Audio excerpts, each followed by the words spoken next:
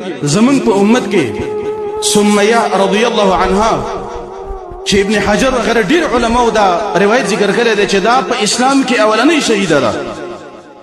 دی باره کې راغلی دي چې دی او د خاون یاسر او د زوی عمار دیو په نبی صلی الله علیه وسلم باندې ایمان راوړ.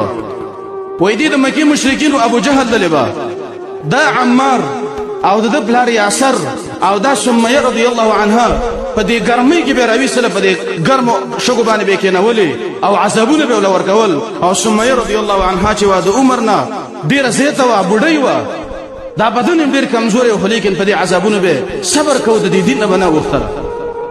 وای انا ته چې دا د دې امت فرعون دی او ظالم انسانو. وې دې سمیہ رضی الله عنها دا یو په یو اوخ پسې وتړل او بل په بل اوخ پسې وتړل او په نيزه کې په شرمګا باندې واله او سمیہ رضی الله عنها شهید کړل.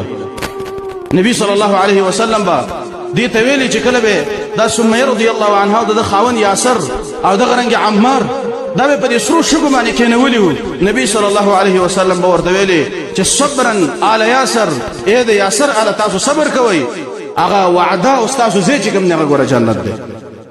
زمورون موږ د دې دنیا لپاره نیو پیدا موږ تاسو زه د لپاره پیدا یو موږ تاسو د آخرت لپاره پیدا یو. دنیا کې څه لپاره پیدا یو د عمل لپاره.